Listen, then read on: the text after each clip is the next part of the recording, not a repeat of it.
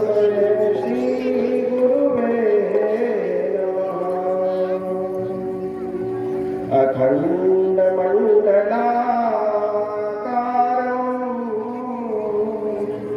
व्याप्तं येन चराचरं तत्पदं दर्शितं तस्मै श्री गुरुवे नमः। ध्यानयोगं गुरुरमृति पूजायोगं गुरुपदं मंत्रयोगं गुरुवाक्यं मोक्षयोगं श्री गुरुकृपा वर्णनामर्थ संधानं रसानाम छन्दसामपि मंगलानां च कर्तारो वन्दे विनायको भवानी शंकरो वन्दे श्रद्धा विश्वासरूपिणो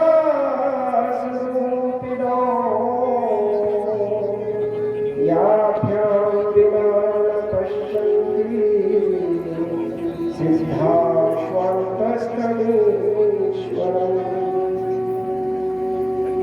लोकाभिरामं रणरङ्गधीरं राजीवनेत्रं रघुवंशनाथं कारुण्यरूपं करुणाकरं श्रीरामचन्द्रं शरणं प्रपद्ये। मनोजवं मारुततुल्यवेगं जितेन्द्रियं बुद्धिमतां वरिष्ठं वातात्मजं वानरयूथमुख्यं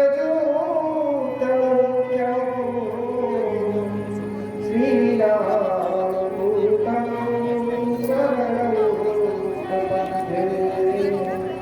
बोलिए श्री रामचंद्र भगवान की जय।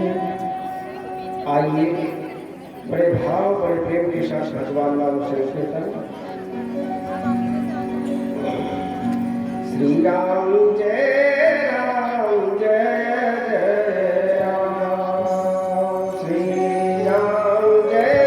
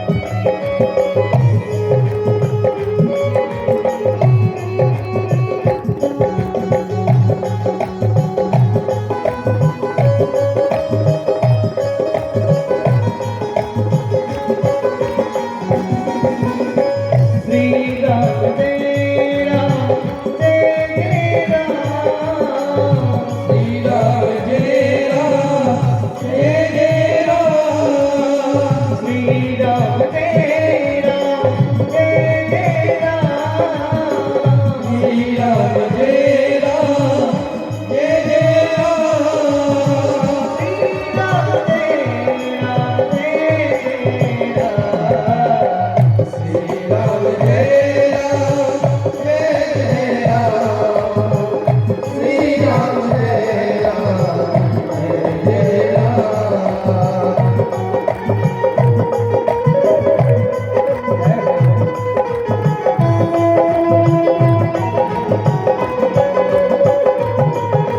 इस कलिकाल में भगवान का नाम ही एकमात्र ऐसा साधन है जो इस भवसागर से पार लगा सकता है।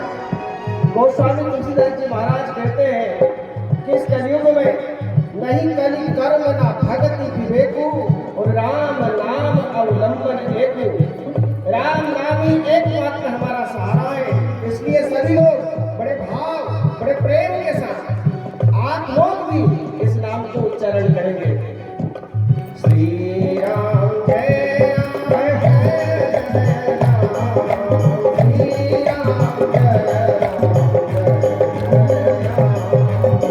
श्री राम जय राम जय जय राम श्री राम जय राम जय राम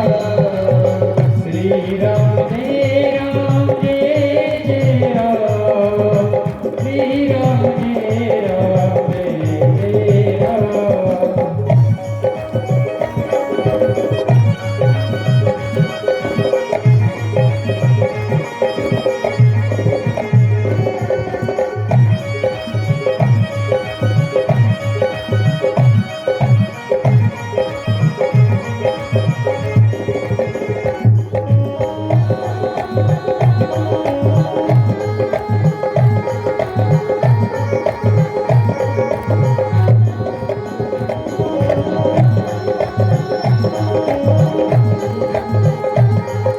जय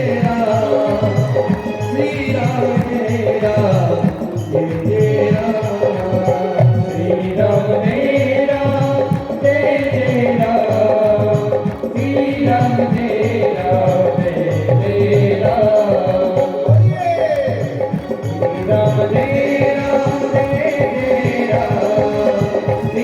राम श्री राम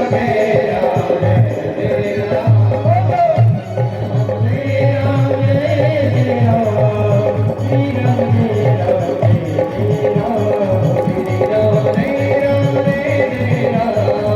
राम जय जय राम श्री राम जय राम जय जय राम श्री राम जय राम जय जय राम।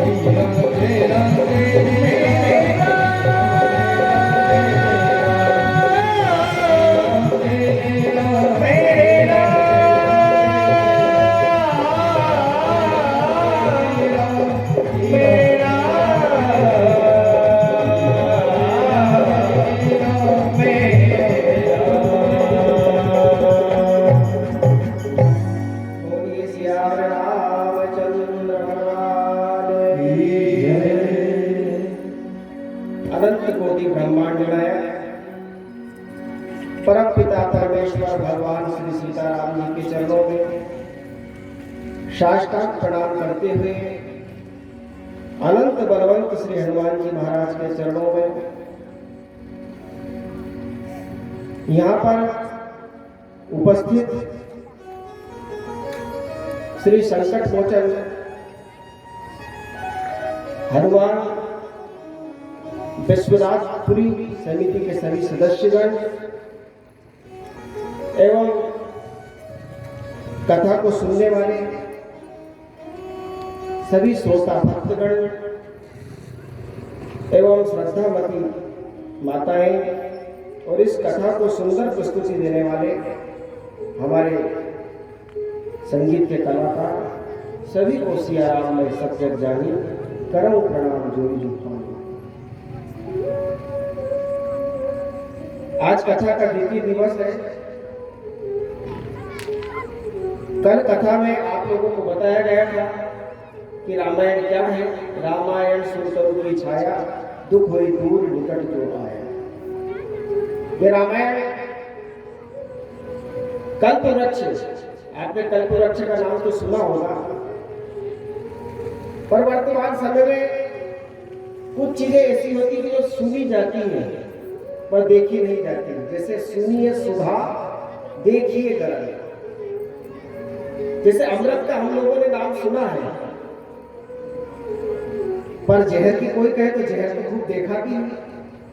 जहर की तो दुकानें भी हैं, पर अमृत की दुकान कहीं देखी है आपने? सिर्फ सुनते हैं कि अमृत है।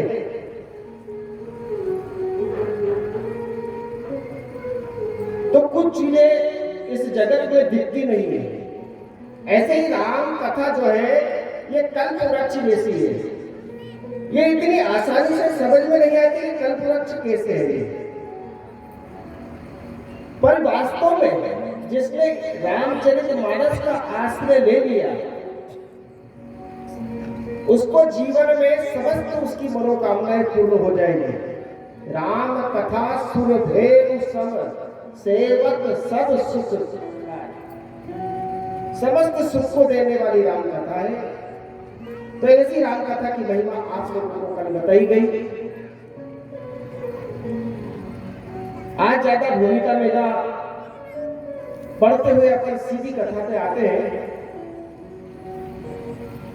गोस्वामी तुलसीदास जी ने 5 श्लोक से लिखे। सबसे पहले 7 श्लोक लिखे और 7 श्लोक के बाद सबसे पहला जो उनका 2 श्लोक छोड़ता था वो क्या था? जो सुमिरत सिद्धि हो गणनायक परिवर्तन बदल करम अनुग्रह सोई बुद्धि राशि सुख को सदन। और इन 5 सोरठे में पंचदेव उपासना गोस्वामी तुलसीदास जी महाराज ने बताई। और ऐसा महात्मा लोग कहते हैं कि इस पंचदेव उपासना को प्रत्येक गृहस्थ मनुष्य को ये उपासना करनी चाहिए। अगर अपने जीवन को सुख और समृद्धि की ओर ले जाना है तो पंचदेवों की पूजा होना चाहिए, प्रत्येक घर में होना चाहिए। उन पंचदेव में कौन कौन है? गणेश जी, विष्णु जी, सूर्य, दुर्गा जी और वो कौन है? शंकर जी। 5 देव है ना। तो पंचदेव की उपासना प्रत्येक घर में होनी चाहिए, पर इसमें एक इष्ट होना चाहिए। 5 इष्ट नहीं, सिर्फ एक इष्ट। जैसे स्त्री अपने पति को ही प्रेम करती है, पर पति के प्रेम के नाते वो अपने घर में भी एक रिश्ता जोड़ती है। जिससे उसकी सास भी रहती है, ससुर भी रहता है, देवरानी भी रहती है, देवर भी। क्यों रहती है? क्योंकि पति का रिश्ता है। इसी प्रकार से अपने इष्ट का रिश्ता मानते हुए इन पंचदेव उपासना करना चाहिए। और जो पंचदेव उपासना करता है उसके घर में, क्योंकि गणेश जी की उपासना से होता क्या है कि सारे विघ्नों का विनाश होता है। क्योंकि विघ्नों के देवता है, विघ्न उनके गण है। गणेश जी के गण क्या है? विघ्न। और जब उस देवता को आप पूजन करोगे तो समस्त विघ्नों का विनाश गणेश जी महाराज कर देंगे। और विघ्न भी सोचेंगे कि हमारे इष्ट का जब पूजन हो गया तो इस व्यक्ति को मत सताओ। तो गणनायक करी वर बदन। तो गणेश जी का पूजन विघ्नों के विनाश के लिए, क्योंकि आप प्रत्येक कार्य करो बड़े विघ्न आते हैं। हर मनुष्य के जीवन में कुछ न कुछ विघ्न लगा हुआ है, तो विघ्न आते हैं, इसलिए गणपति पूजन आवश्यक है। आप कहेंगे गणेश जी की फोटो रखे, मूर्ति रखे, कुछ रखो या न रखो, पर रोज ये सोरठा आप उच्चारण कर लो। रखने की भी आवश्यकता नहीं, क्योंकि आपके यहाँ छोटी सी भगवान रखने की जगह है, तो एक ही भगवान रख लो, पर गणेश जी के नाम से आप सिर्फ एक सोरठा बोल लो, जो गोस्वामी तुलसीदास जी महाराज ने लिखा है, जो सुमिरत सिद्धि हो, गणनायक करिबर बदन, करम अनुग्रह सो, बुद्धि राशि शुभ गुण सदन। तो गणेश जी की पूजा विघ्नों के विनाश के लिए, सूर्य भगवान की पूजा, सूर्य भी साक्षात नारायण है। पहले तो हमारे यहाँ पर परंपरा थी कि बच्चा स्नान करा और वहीं पे जल चढ़ा दिया। आजकल हम परंपराओं को भूलते जा रहे हैं। सूर्य भगवान को अर्घ जरूर देना चाहिए, प्रत्येक मनुष्य को देना चाहिए। सूर्य भगवान आपके जल के भूखे नहीं है, पर आपकी जो परंपरा है उसका पालन होना चाहिए। तो सूर्य भगवान को रोज जल दोगे तो आपके परिवार में आपका सम्मान होगा, आप यशस्वी होंगे। जिस प्रकार से सूर्य का प्रकाश होता है, उसी प्रकार से आपका सम्मान का प्रकाश फैलेगा। तो सूर्य भगवान को जल भी देना चाहिए। और विष्णु भगवान पालन के देवता है, तो पालन के लिए विष्णु भगवान का पूजन होना चाहिए। दुर्गा जो है वो शक्ति की देवी है। हमारे अंदर बहुत सारी शक्तियां या तो कम रूप में रहती है या ज्यादा रूप में रहती है। जैसे इच्छा शक्ति, दृढ़ शक्ति, मजबूत शक्ति, बल शक्ति, मेधा शक्ति, ये सब शक्तियां हैं। तो ये सारी शक्तियों को बढ़ाने के लिए माता पार्वती का पूजन होना चाहिए। और शंकर जी का पूजन जो है, क्योंकि उनका नाम ही शिव है, और शिव का मतलब होता है कल्याण। कल्याण करने वाले देवता भगवान शिव है, इसलिए पंचदेव उपासना गोस्वामी तुलसीदास जी ने 5 श्लोकों में लिखी। सबसे पहली चौपाई गोस्वामी जी ने लिखी है गुरु के बारे में। देखो, रामचरितमानस का अगर परिचय चाहोगे तो चौपाई से रामचरितमानस का परिचय होता है। और चौपाई का मतलब चौपाई गाओ।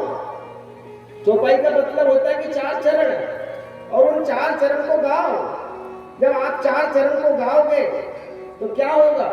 जब आप 4 चरण को गाओगे तो आप 4 चरण वाले कभी नहीं बनोगे। 4 चरण किसके रहते हैं? पशुओं के रहते हैं। अगर चौपाया नहीं बनना चाहते हो, 4 पैर वाले नहीं बनना चाहते हो, तो चौपाई को गुरु बनाओ। आगे बंदम गुरु पद पद्म परागा, सुरुचि सुबास सरस अनुरागा। बंदम गुरु पद पद्म परागा, सुरुचि सुबास सरस अनुरागा।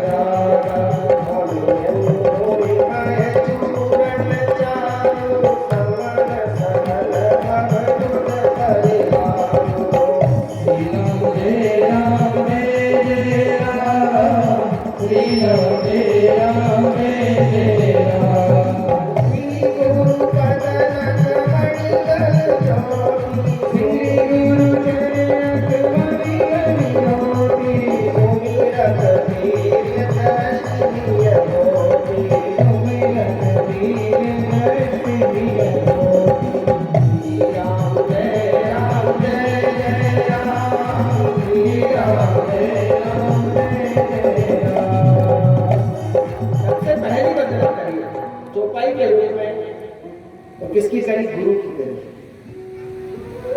और उस गुरु की करी जो मनुष्य के रूप में हम लोगों के सामने है।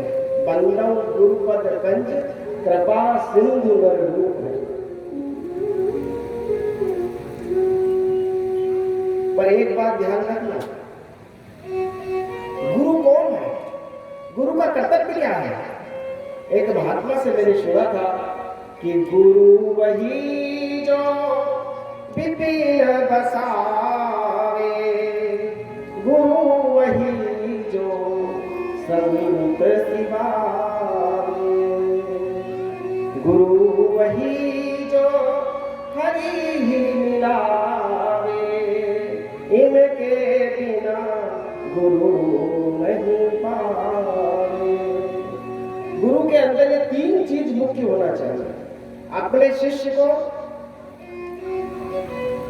कहां पर ले जाए, तीर्थ में ले जाए, तीर्थ के प्रति अनुराग उत्पन्न करे या तीर्थ में बसा दे, क्योंकि तीर्थों की बड़ी महिमा है, तीर्थों की बहुत महिमा है। वृंदावन, श्री अयोध्या जी, श्री चित्रकूट जी, काशीपुरी, ये जितनी भी पुरियां हैं, इनमें मनुष्य रहता है और रहने के बाद जब उसका मरण होता है तो वो मरण होने के बाद मुक्त हो जाता है, मुक्ति जन्म वही जाता, जबकि मुक्त होना बड़े कठिन है, पर इन पुरियों में रहने मात्र से मुक्त हो जाता है। ऐसी व्यवस्था भगवान ने रखी है यहाँ पर। एक बात आप लोगों को बताऊं, लोग आजकल विदेश जाने में बड़े रुचि रखते हैं और विदेश जाने में बहुत प्रसन्न भी होते हैं, पर विदेश जाने के बाद मनुष्य चाहे कितना अच्छा कर्म कर ले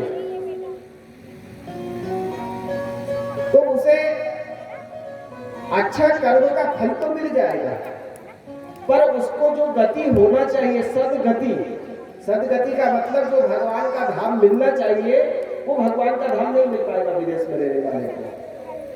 पर भारत देश ऐसा देश है, यहाँ की मिट्टी मिट्टी में तीर्थ का वास है। ये साधारण देश नहीं है, बहुत अद्भुत देश है। आप बताओ, भगवान के 24 अवतार हुए हैं। कितने अवतार हुए? 24। उन 24 में से एक भी अवतार ये बता दो कि भारत को छोड़कर कहीं और हुए? जो भी हुए भारत में हुए। इनके अलावा आप बड़े बड़े महापुरुषों को देख लो, बड़े बड़े संतों को देख लो, जिन्होंने भगवान को प्राप्त किया है, वो कहां पर जन्मे? सब भारत देश में जन्मे। तो ये भारत देश अपने आप में बहुत पुण्यमय प्रदेश है, और उन पुण्यमय प्रदेश में भी तीर्थ अत्यंत पुण्यमय है।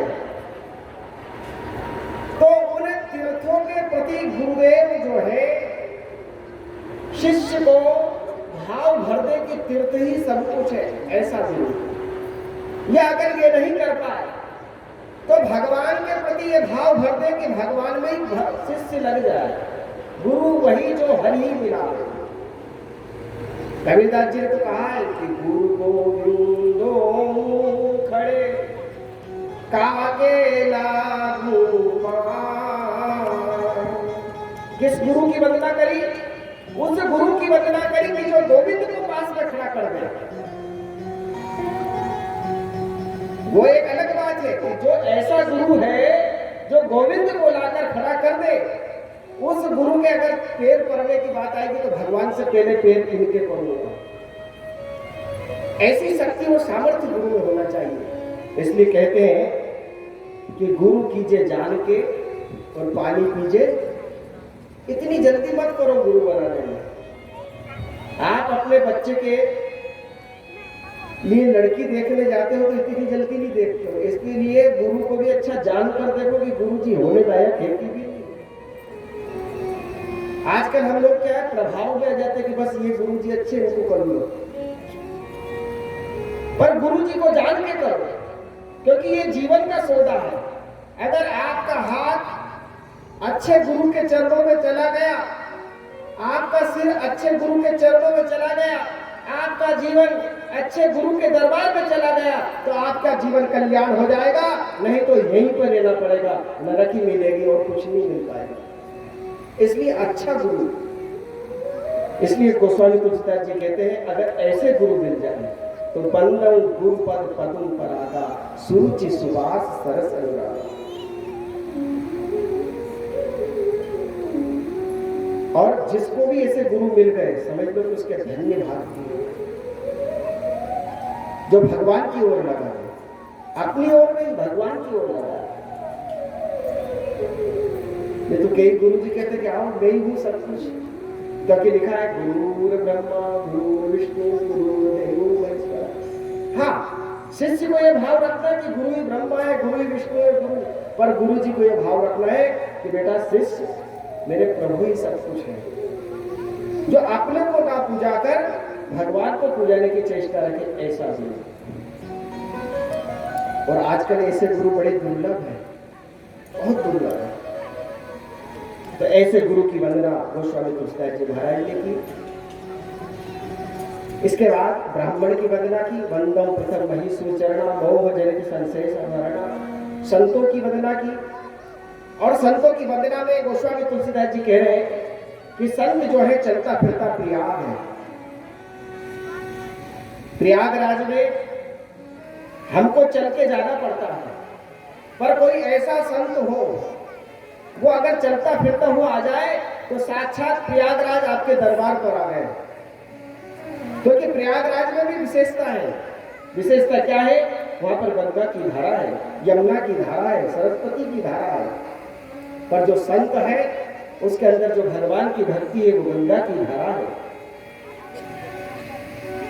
और जो कर्म का निषेध और विधि, क्योंकि कर्म दो प्रकार के होते हैं, विधि और एक निषेध।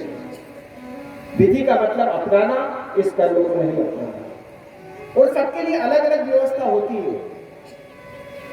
जैसे ब्रह्मचारी का कर्म अलग होगा, गृहस्थ का कर्म अलग होगा, सन्यासी का कर्म। तो किसके लिए क्या विधि है यानी अपनाना है, और किसके लिए क्या निषेध है, इन दोनों का ध्यान रखना। तो ऐसा संत महात्माओं के जीवन में मिलता है। तो यही उनमें यमुना जी है। और जो ब्रह्म का ध्यान करते हैं, उस परमात्मा का ध्यान करते हैं, वही सरस्वती है।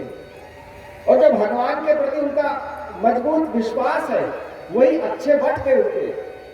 और ऐसा संत अगर कोई मिल जाए और ऐसे संत के पास हम थोड़े से दिन रह जाए तो क्या होगा? हमारा जीवन परिवर्तित हो जाएगा, हमारा जीवन बदल जाएगा। इसलिए तो कहा गया ऐसा संत मिल जाए और ऐसे संतों के साथ रहे तो हमारी बन जाए, हमारी बिगड़ी बन जाती है। तो ऐसे संतों के प्रति हमारी एक इच्छा हो कि भगवान ऐसे संत हमको मिले और उन संतों के साथ रहने से हमारा जीवन सुधरे। संतन के संग लाग रे तेरी अच्छी बनेगी, संतन के संग लाग रे तेरी अच्छी बनेगी, संतन के संग लाग रे तेरी अच्छी बनेगी। अच्छी बनेगी तेरी बिगड़ी बनेगी, अच्छी बनेगी तेरी बिगड़ी बनेगी, अच्छी बनेगी तेरी बिगड़ी बनेगी, अच्छी बनेगी तेरी बिगड़ी बनेगी। खुल जाए तेरे भाग रे तेरी अच्छी बनेगी, खुल जाए तेरे भाग रे तेरी अच्छी बनेगी।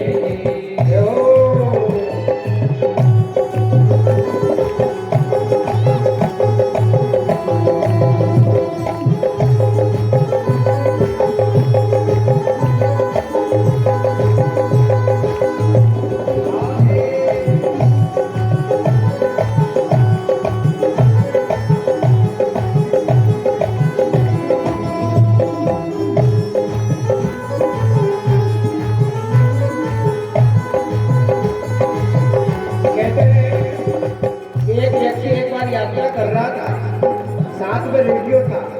रेडियो तो जानते ना, और रेडियो था, पहले के जमाने में रेडियो बहुत चलता था। और रेडियो को अलग अलग लाइनें मिलती है, कभी मध्य प्रदेश की लाइन, कभी दक्षिण भारत की लाइन। तो एक बड़ी सी ट्रेन में यात्रा कर रहा था जो कन्याकुमारी से कश्मीर तक चलती थी।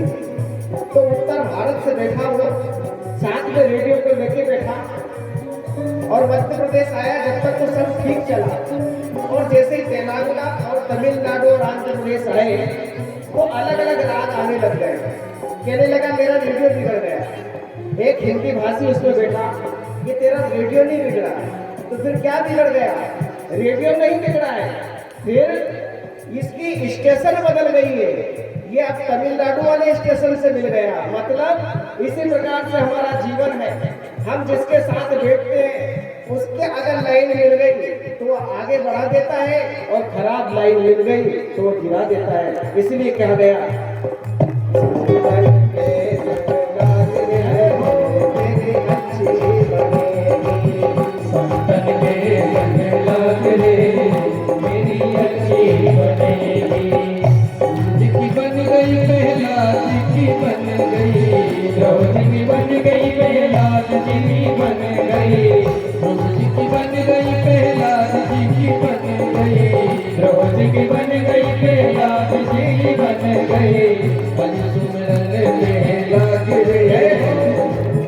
हरि सुमिरन में लाग रे मेरी अच्छी बनी, हरि सुमिरन में लाग रे मेरी अच्छी बनेगी।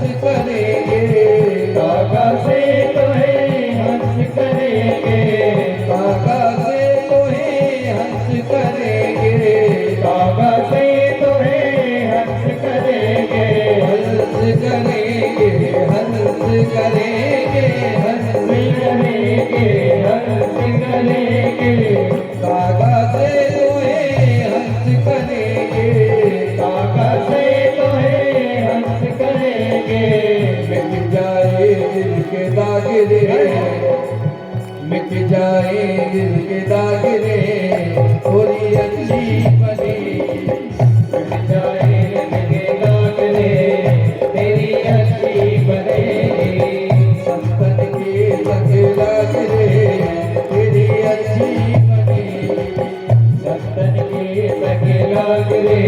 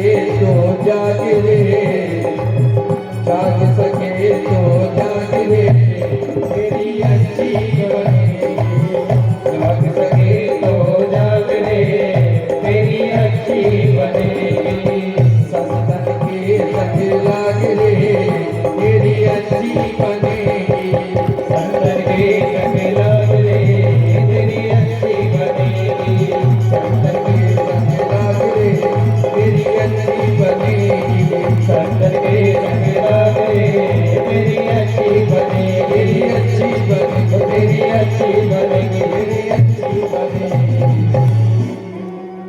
संतन के संग लाग रे तेरी अच्छी बनेगी। तो गोस्वामी तुलसीदास जी ने संतों की वंदना करी और वंदना के माध्यम से बताया कि जैसा संग करोगे वैसा रंग चढ़ेगा। एक बच्चे को आप देखो, अगर वो टीवी के सामने बैठ जाता है और दिन भर अगर पिक्चर ही देखता है या रोज पिक्चर एक देखता है तो 1 महीने के अंदर नए नए फैशन उसके दिमाग में आने लगेंगे, ब्यूटी पार्लर में जाने लगेगा, नए नए बाल को कटवाने लगेगा। आजकल मैं देखता हूँ बच्चों को, देखो आप संग का रंग चढ़ा है तो एक नई कटिंग चली है, छिपकली कटिंग। अच्छा ये बताओ सबको अच्छी लगती है क्या वो? मैंने जितने लोगों से पूछा, बस जिन्होंने कटिंग कराई वही कह रहे थे बहुत अच्छी है, बाकी सब कह रहे थे ऐसा लगता है जैसे कि डाकू आ गया, पूरे बाल काट लेंगे। मैंने कहा भैया ये तो उस समय महाभारत में जब 5 पांडव 12 साल के लिए वन में गए थे, उस समय जयद्रथ निकला था वहां पर, और जयद्रथ ने द्रौपदी का अपमान कर दिया था, और उस अपमान का बदला लेने के लिए जयद्रथ को मारने लगे पांडव लोग। और जब पांडव लोग मारने लगे तो युधिष्ठिर जी ने छुड़वा लिया, कहा कि इसका अपमान कर दो। तो अपमान में क्या करा कि इसकी 5 चोटी बना दो, पूरे बाल काट दिए, 5 चोटी बना दी कि बस यही अपमान है। तो आज का व्यक्ति कोई दूसरा अपमान नहीं कर रहा, स्वयं नाई के पास जाता कि मेरा अपमान मुझे ही करना लगा। तो नई नई फैशन आ जाती, क्यों आ जाती है? उसका कारण है कि जैसा संग कर रहा है वैसा रंग उसके ऊपर चल रहा है। एक बच्चा क्रिकेट देखता है, एक एक मैच देखा, 20 मैच देखा, वनडे मैच देखा, और जैसे मैच के बाहर आया और ये क्यों? क्योंकि उसको रंग चढ़ गया है। इसी प्रकार से आप किसी भक्त का संग करेंगे और भक्त का संग करने के बाद आपके ऊपर अपने आप भगवान के नाम का रंग चढ़ने लगेगा, आपके ऊपर गुणों का रंग चढ़ने लगेगा। आपको जो काम करना चाहिए कल्याण वाले, वो आपका मन अपने आप लग जाएगा। इसीलिए कहा संतन के संग लाग रे तेरी अच्छी बने। इसलिए अगर हमारा मन दूषित कामों में जा रहा है, अवगुण युक्त हमारा जीवन बन रहा है, तो अच्छे लोगों का संग करो, अच्छे लोगों के साथ में रहो। अपने आप आपका मन करेगा कि यार ये गलत काम है, छोड़ो। एक मेला कुचेला व्यक्ति हो, हमेशा मेले कुचेले कपड़े पहनता हो, पर आप 10 नेताओं के बीच में रख देना कि इसके साथ रहे, क्योंकि बढ़िया सुंदर पहनते हैं वस्त्र, बढ़िया कुर्ते पजामे, तो जब साथ रहेगा तो उसका मेल उसको चुभेगा, कहेगा यार ये तो कुछ एरियल वगैरह लाओ, इसको धो। ऐसे ही गुणीवान के साथ रहने से अवगुण चुभेगा, और वो अवगुण जब चुभेगा तो अवगुण आपसे छूटेगा। इसलिए कहा गया संतन के संग लाग रे तेरी अच्छी बने। इसलिए जैसा रंग वैसा संग करो, वैसा संग करोगे वैसा रंग चढ़ जाएगा। तो संतों की वंदना करी, और संतों की वंदना के बाद देखो गुरु गोस्वामी तुलसीदास जी की एक विशेषता है, यहाँ पर संतों की भी वंदना करी और असंतों की भी वंदना करी। ये बहुत ऊंची स्थिति होती है। असंतों की वंदना क्यों करी? क्योंकि भगवान के सभी बनाए हुए कि सब मम प्रिय सब मम उपजाए सजते अधिक मनुज मोहि भाए। भगवान के द्वारा सभी उपजाए हुए हैं, इसलिए विधि प्रपंच गुण अवगुण सारा। जो दुष्ट मनुष्य की भी गोस्वामी जी ने वंदना करी है, क्योंकि भगवान के बनाए हुए सभी है। और इसी प्रकार से वंदना प्रकरण में गोस्वामी तुलसीदास जी ने अयोध्या की वंदना करी, अयोध्या के सभी पुरजनों की वंदना करी, दशरथ जी, कौशल्या, सुमित्रा, केते सभी की वंदना करते हुए भरत जी की वंदना, लक्ष्मण जी की वंदना, शत्रुघ्न जी, हनुमान जी और समस्त वानरवासियों की वंदना करते हुए सीता मैया और राम जी की वंदना और राम नाम की वंदना। राम नाम की वंदना अलग से करी गोस्वामी जी ने, राम जी की तो वंदना अलग करी है और राम नाम की अलग करी है,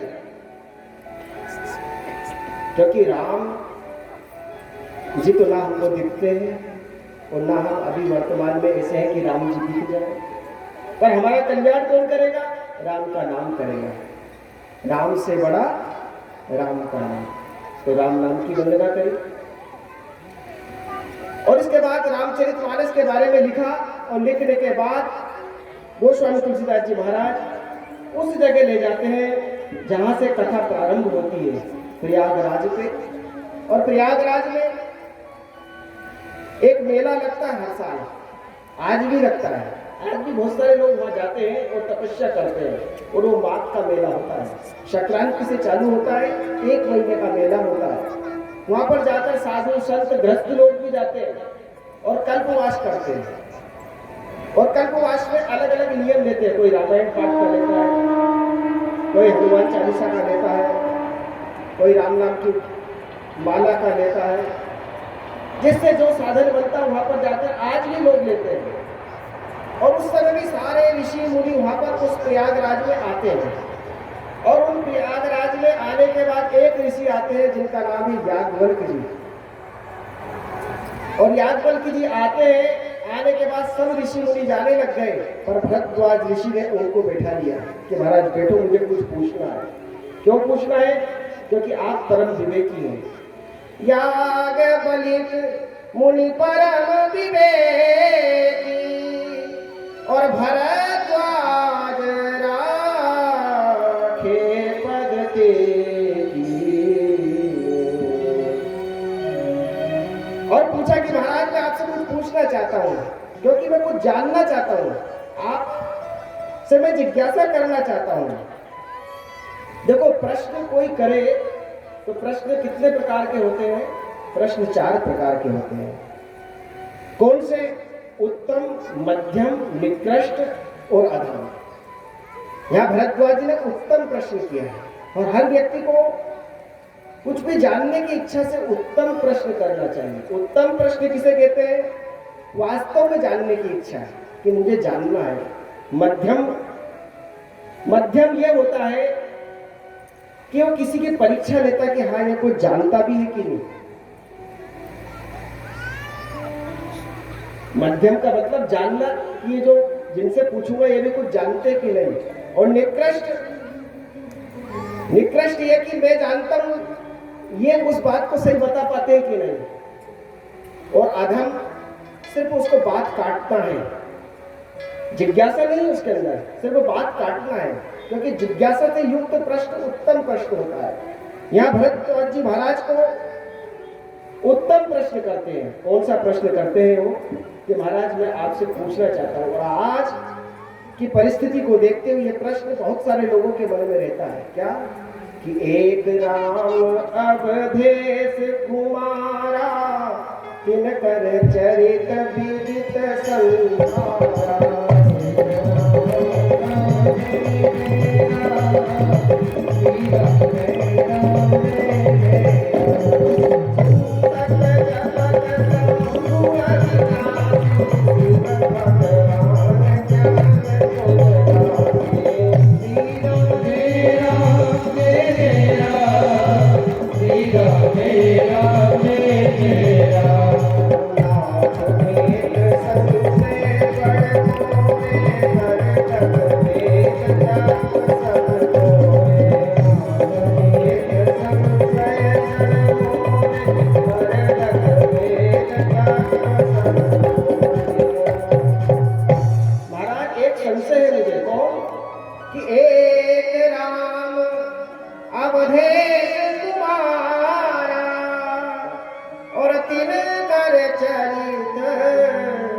विदित संसार,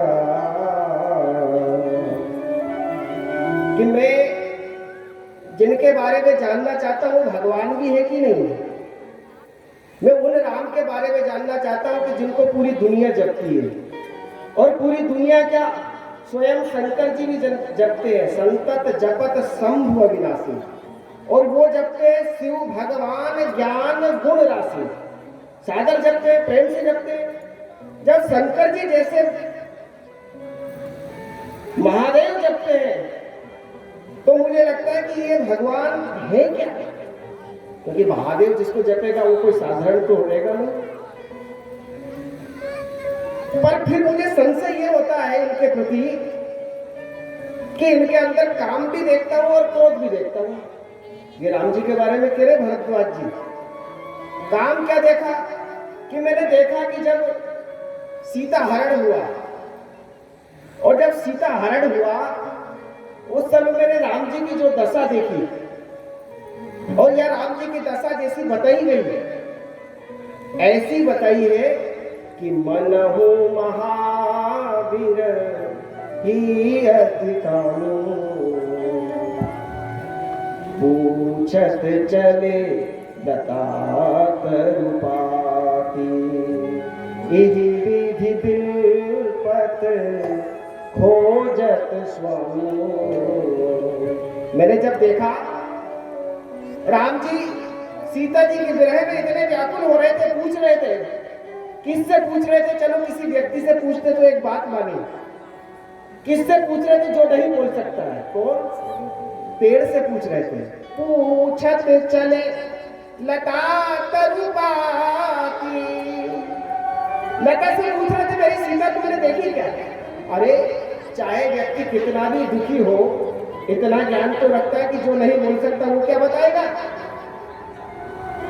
तो मुझे लगता है कि जो व्यक्ति बिल्कुल होश खो बैठता है वो इस प्रकार की हरकत करता है।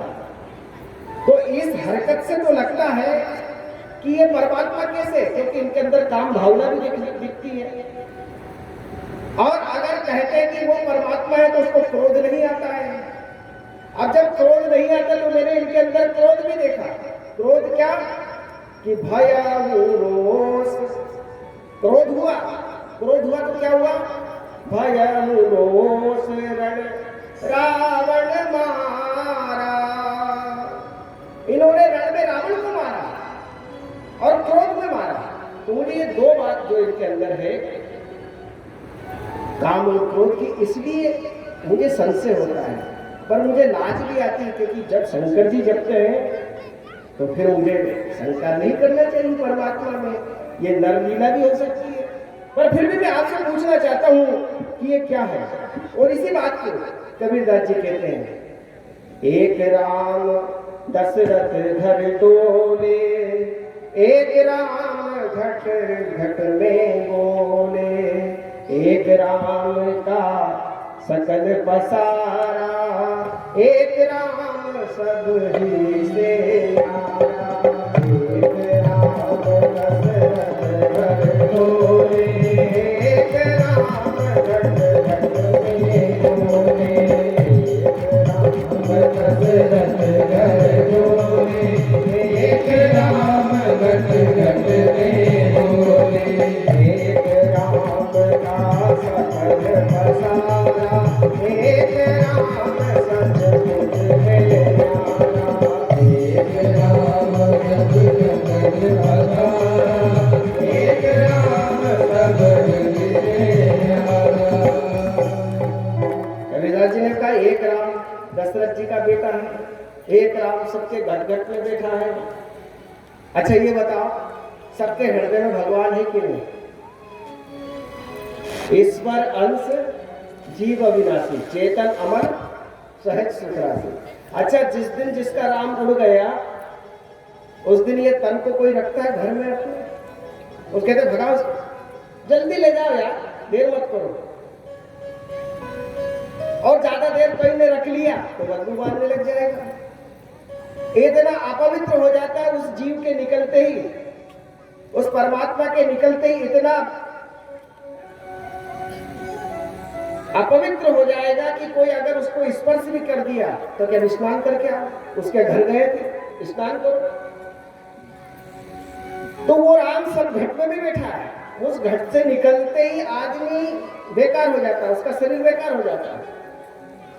और उसका मैं एक बात बताऊं आपको, वो राम अगर हमारे शरीर में है तो ये देखो बाल है, ये बाल क्या है निर्जीव में मान लो, पर ये राम से जुड़े हैं, आदमी के जीते जागते शरीर से जुड़े हैं। तो इनसे हाथ लगाया तो दूषित नहीं माना गया, पर इन्हीं को कैंची लगाओ भी, और कैंची लगा के दो बाल नीचे जमीन पे डाल दो, और डालने के बाद उनसे हाथ लगाओ और फिर गिलास आप किसी को पानी भर के देना उसके सामने, कहेगा अच्छा का गंदा आदमी है। और ऐसे हाथ लगा के देना तो मना नहीं करेगा। क्यों? क्योंकि राम से जब तक जुड़ी हुई चीज रहती है वो पवित्र रहती है, और राम से हट जाती है तो अपवित्रता आ जाती है। तो घट घट में भी राम बैठा हुआ है, सब दूर राम बैठा हुआ है। तो कौन सा राम है? और एक राम का सकल पसारा। चलो ये तो घट घट में बैठा है, पर एक महात्मा तो कहते हैं कि कण कण में भगवान है। अग जग में सब रहित विरागी। पूरे जगत में भगवान, कोई सी जगह खाली नहीं कि भगवान कहाँ नहीं है, कहाँ उस कहाँ जहां प्रभु नहीं। तो एक राम का सकल पसारा भी है, और एक राम के बारे में कहता है कि साकेत लोक में रहता है, वैकुंठ में रहता है। कौन सा राम? पर एक संत ने कहा कि सोई राम, वही राम घट घट में बैठा, वही राम दशरथ का बेटा, वही राम का शकल पसारा, और वही राम सचमुच है मेरा, वही राम। इसी बात को याज्ञवल्क्य जी कहते हैं कि तुमने जो प्रश्न किया ये सिर्फ भगवान की कथा सुनने के लिए किया, पर कलयुग में ऐसे जीव होंगे इस प्रश्न को करेंगे, क्योंकि निर्गुण सगुण में उलझेंगे लोग। कहीं आएंगे, कहाँ है मूर्ति बताओ, कभी बोली तुमसे, ऐसा कहेंगे लोग। तो उस बात को क्लियर करने के लिए रामचरितमानस का निर्माण हुआ है एक तरह से।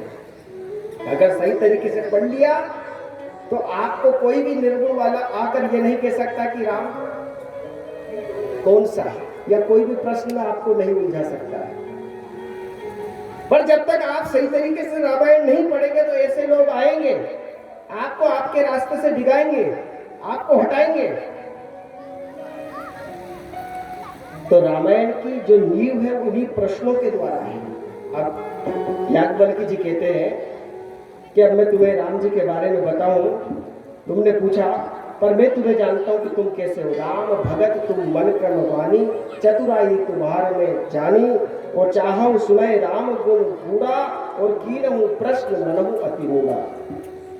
पर इस कथा को सुनाने के लिए मुझे इसी कथा के आधार पर एक कथा तुम्हें सुनानी पड़ेगी। याज्ञवल्क्य जी ने कहा कि वो कथा सुनानी पड़ेगी, क्योंकि ऐसा ही संशय, जैसा तुम संशय कर रहे हो, ऐसा ही संशय सती ने किया था। तो आओ वो कथा मैं तुम्हें सुनाता हूं, उस कथा के माध्यम से तुम्हारे प्रश्न का उत्तर तुम्हें मिलेगा। तो कौन सी कथा सुनाई? कि एक बार त्रेता युग माही, शंभु गए कुंभग ऋषि पाही। एक बार त्रेता युग माही, शंभु गए कुंभग ऋषि पाही। संग सती जग जननी भवानी, पूजे ऋषि अखिलेश्वर नामी। संग सती जग जननी भवानी, पूजे अखिलेश्वर नामी।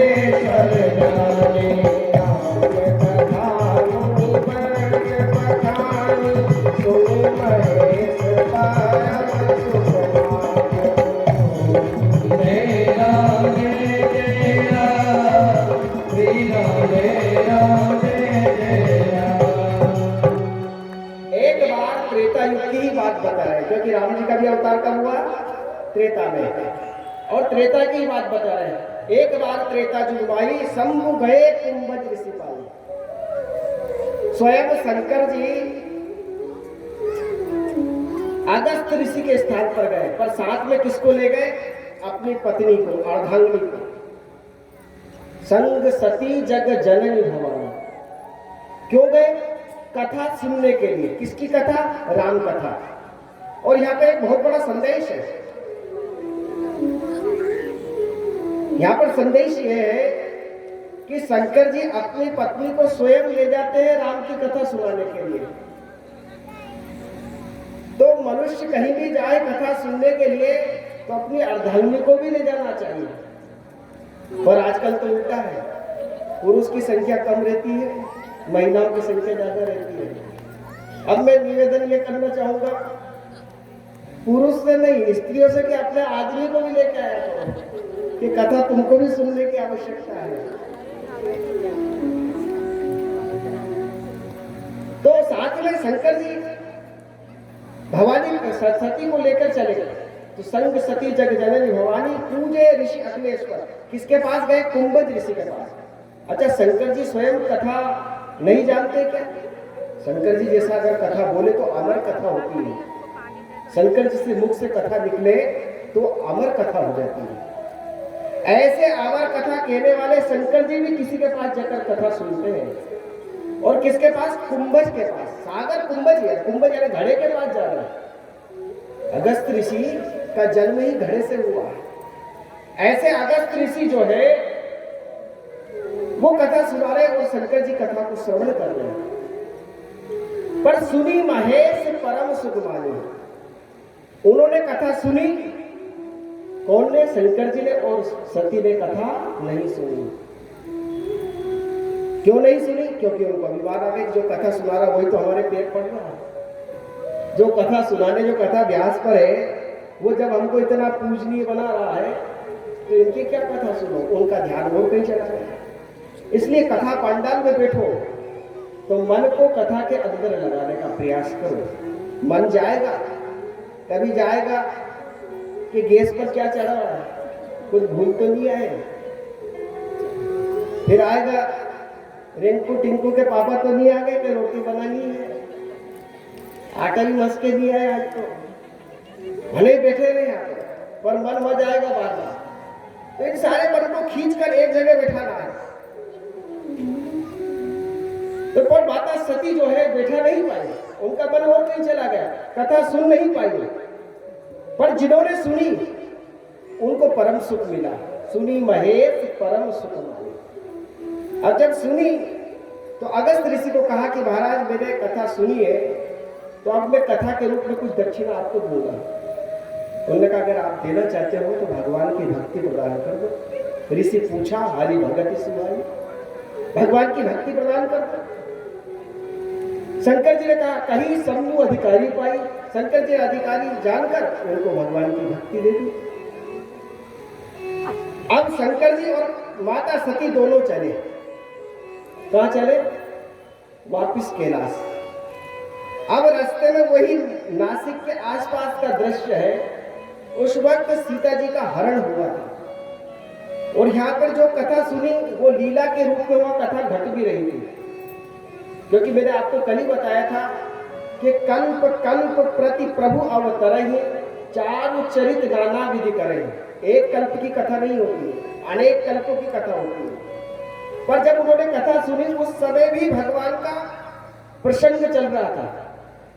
तो शंकर जी के मन में आया, कथा सुन के आया, उस कथा सुन के तो आया हूं, पर उस परमात्मा का दर्शन हो जाता तो अच्छा, पर दर्शन हो जाए वो भी दूर से करूंगा, पास में नहीं जाऊंगा। क्यों? क्योंकि राम जी ने ये निवेदन किया है सब देवताओं से कि महाराज मैं लूंगा तो सही अवतार, पर मैं छिपके लूंगा, गुप्त रूप में लूंगा। और जब तक रावण मरे नहीं, जब तक कोई सा भी देवता मेरे पास मत आना, और आओ तो ऐसी समय आना कि जब कोई देखे नहीं। इसलिए आप देख लो, पूरी रामायण उठा के देख लेना, जो भी देवता आए हैं वो उस समय आए जब या तो भगवान अकेले हैं या किसी को कोई समझ में नहीं आया। शंकर जी भी जब आए तो जब राज्याभिषेक हो गया, रावण मर गया, इसके बाद ही आए। खूब अच्छी स्तुति करी सब फिर में, क्योंकि अब रावण मर गया। अच्छा, रावण मरे और उसके पहले भगवान को अपने रूप को गुप्त रखना है, छिपा के रखना है। तो शंकर जी के मन में आया कि भगवान तो मिल गए, पर भगवान के पास जाना था, अब जा भी नहीं सकते, तो दूर से उनको प्रणाम किया। और इतना प्रणाम करके इतने आनंदित हो गए शंकर जी, कहने लगे जय सच्चिदानंद जग पावन, अस कही चले मनोज न सावन। जय सच्चिदानंद जग मनोज न सावन, जय सच्चिदानंद जग पावन, अस कही चले मनोज न सावन। श्री राम श्री राम जय राम जय राम।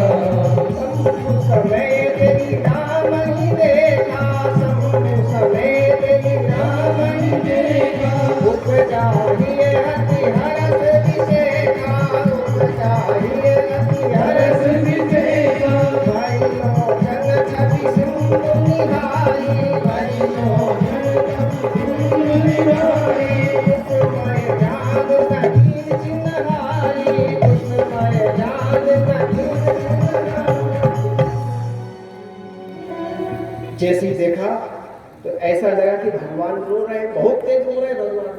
वही वाला प्रसंग, बहुत तेज रो रहे हैं भगवान, हाय मेरी सीता, हाय मेरी सीता कहाँ गई, कहाँ गई। और उसी वक्त शंकर जी ने देखना तो भरी लोचन छवि सिंधु निहारी, दूर से आकाश से देखा भगवान को तो खूब अच्छे से देखा, पर भगवान रो रहे हैं इसलिए दूर से स्तुति भी नहीं करी। कुसमय जान न की न चिनारी। और शंकर जी को जब देखा सती ने, ये किसको देख रहे हैं, तो देखा कि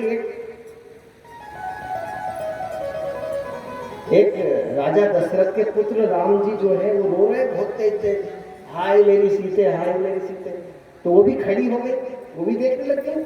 अब जब देखने लगी तो देखते देखते शंकर जी ने उनको प्रणाम कर दिया। और क्या प्रणाम करा कि जय सच्चिदा नंद जग पावन।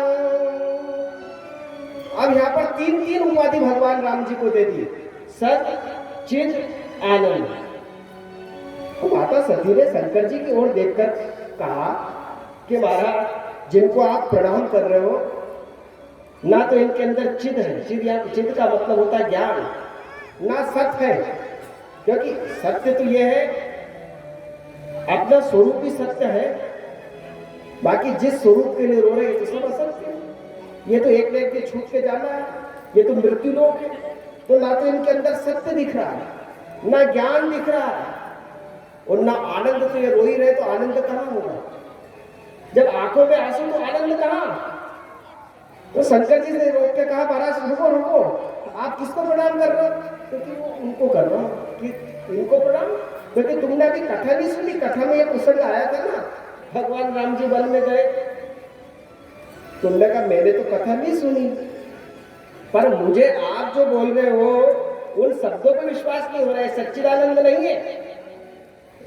तो शंकर जी ने कहा तुम्हें समझ नहीं रहे कि सच्चिदानंदी है, ये स्वयं परमात्मा भगवान अनंत कोटि ब्रह्मांड नायक परम पिता परमेश्वर मनुष्य के रूप में, राम के रूप में इस धरती पर अवतार लिया है। उनकी लीला चल रही है, रावण को मारना है, इसलिए उन्होंने एक लीला रची है,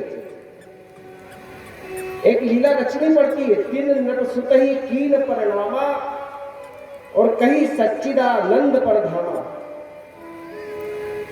पर सती को लगा कि भगवान आप जो कह रहे हैं अगर ये ब्रह्म है और व्यापक है तो ये रो क्यों रहे हैं, ये मुझे समझ में नहीं आ रहा। तो ये भगवान की लीला है, और जब लीला भगवान धारण करते हैं तो उस लीला के अनुरूप ही बाला धारण करते हैं, लीला के अनुरूप ही धारण करते हैं। जैसे भगवान बच्चे बने, अब जब बच्चे बने तो बिल्कुल बच्चे जैसे ही हो गए। अगर अपने रूप की छवि उनको, जो सोने के खंभे थे, जो मणियों के खंभे थे, और भगवान को अपनी छवि दिखाई, तो माता क्वेश्चन ने कहा यही बालक चाहिए मुझे। अब अगर भगवान है तो फिर कहां से बालक लेके आए, और भगवान को क्या समझाना। तो जैसे बालक बचलते वैसे, तो भगवान जब भी लीला धारण करते तो वैसे का वैसे ही स्वांग रचते हैं। सती तुम इन पर संशय मत करो, इनके ऊपर शंका मत करो, ये परमात्मा है, मेरी बात मानो और इनको तुम प्रणाम करो। मैं तुमसे सत्य कहता हूं कि जो ऋषि मुनि ध्यान करते हैं, जिनके लिए अपना घर बार परिवार छोड़ते हैं, जिनके लिए अपना सुख ऐश्वर्य छोड़ते हैं, बड़े से बड़े ऋषि मुनि अपने जीवन को साधना की अग्नि में झोंक देते हैं, वही परमात्मा के लिए झोंकते हैं। परमात्मा निकल रहे हैं, यही वो परमात्मा है। मुनि धीर जोगी सिद्ध संतत विमल मन जेहि ध्यावहु। वही परमात्मा है, वही परमात्मा यहाँ आए हुए हैं। इसलिए तुम इन पर अविश्वास मत करो, विश्वास करो, क्योंकि विश्वास करने से इनका ज्ञान होगा, अविश्वास करने से तो उलझ जाता है व्यक्ति। मेरी बात मानो, मैं तुम्हारा पति हूं, और पति होने के नाते मैं तुम्हें सही बात बताऊंगा, गलत नहीं बताऊंगा। पर सती ने उनकी बात नहीं मानी। और एक बात याद रखना, अगर पति बार बार समझा रहा है और उसके कल्याण की बात कह रहा है, उसके जीवन की रक्षा की बात कह रहा है, और उस बात को अगर वो स्त्री नहीं मानती है तो उसका कल्याण नहीं होता है। इसलिए एक भजन में कहा गया, जो पति की बात न माने कल्याण न होए वह नारी को। जो पति की बात न माने कल्याण न होए वह नारी को। पति की बात न माने कल्याण न होए नारी को। कल्याण न होए वह नारी को। जो पति की बात न माने कल्याण न होए वह नारी को। जो पति की बात न माने, जो पति की बात न माने, पति की बात न माने, जो पति की बात न माने, जो पति की बात न माने,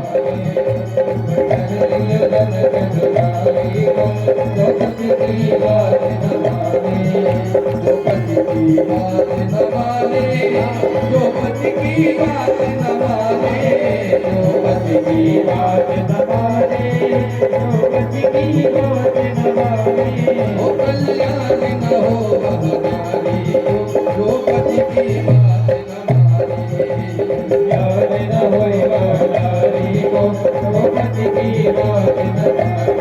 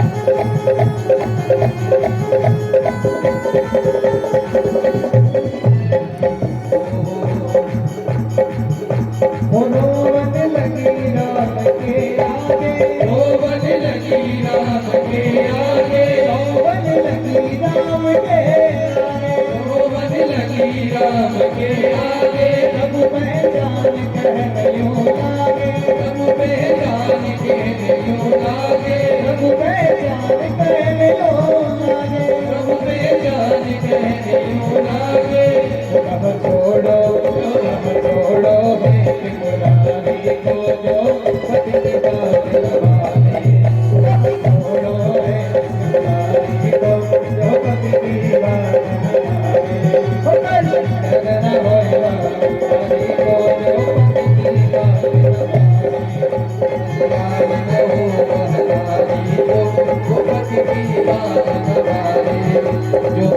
की बात न माने, पति की बात न माने, पति की बात न माने, जो पति की बात न माने, कल्याण न हो नारी को, पति की बात न माने, कल्याण न हो नारी को, पति की बात न माने।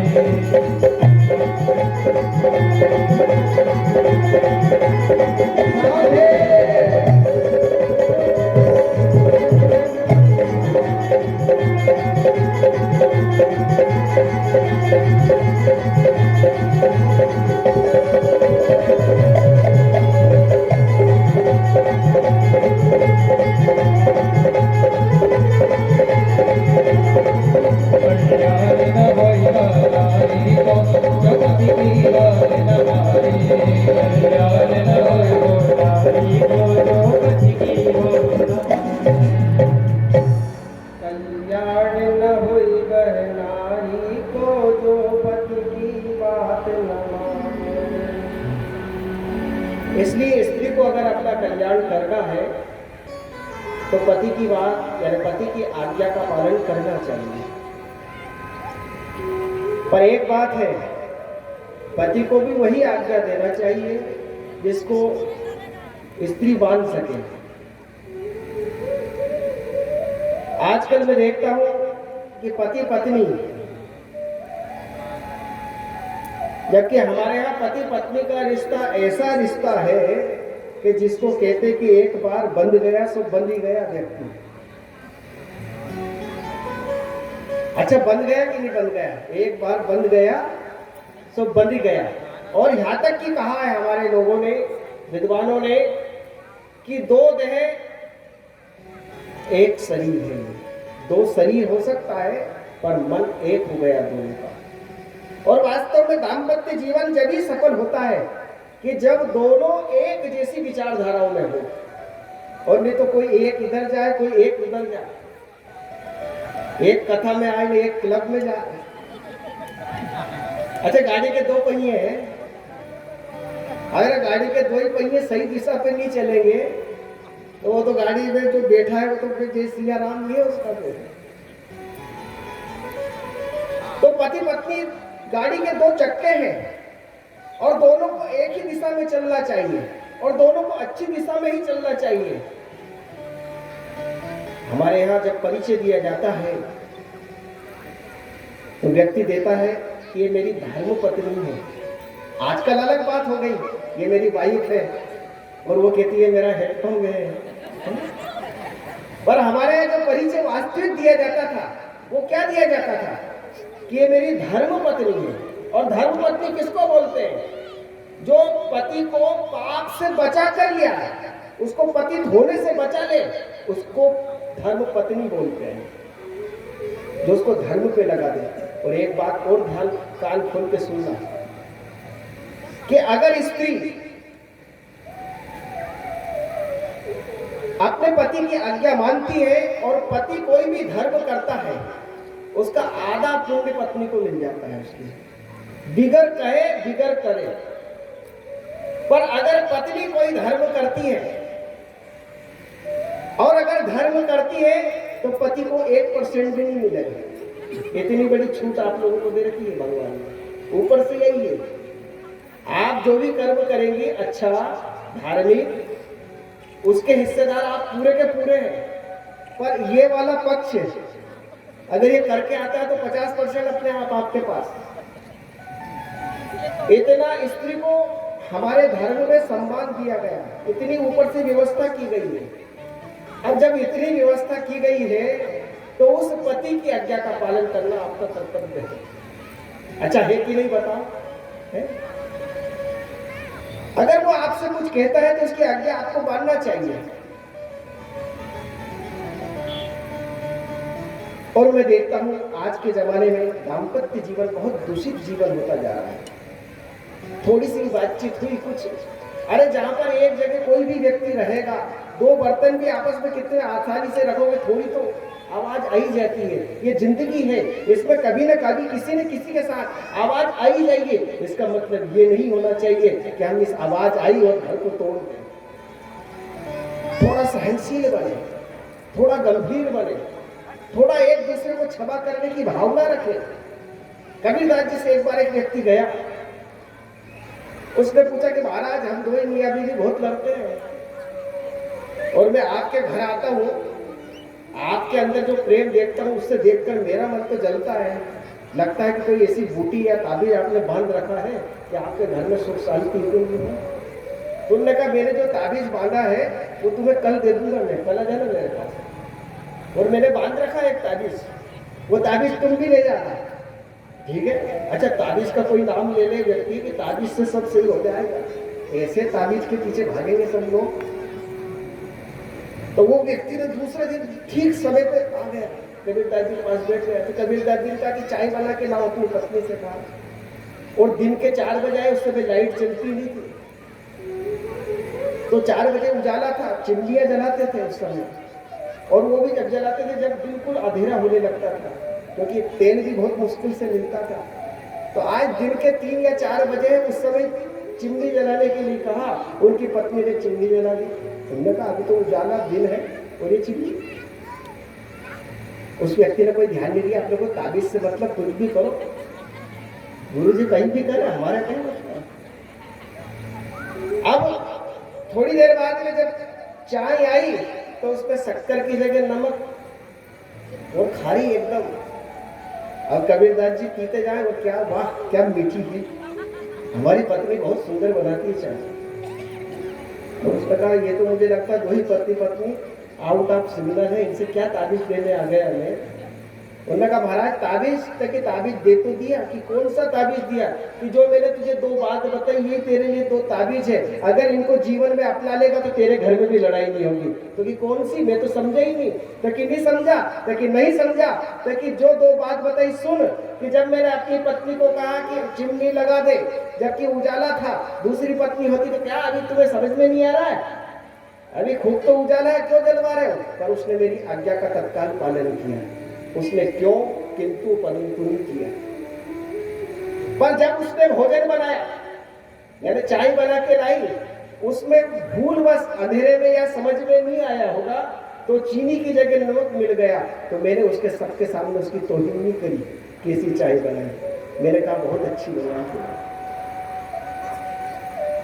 तो एक दूसरों की गलती पर जो बन जाए उस गलती के ऊपर पर्दा डाल देना, जब दाम्पत्य जीवन अच्छा होता है। गलती होती है और आप उस स्त्री के पीछे पड़ जाओ कि तूने आज नमक ज्यादा डाला, नमक ज्यादा डाला, बेचारी सुबह डालना भूल गई या ज्यादा डाल दिया, इतनी घबरा गई, शाम को आया कि पति आज फिर नाराज होंगे, क्योंकि इनके नाराज होने की आदत ऐसी है कि थाली फेंक देते हैं। अच्छा, कई आदमी थाली फेंकते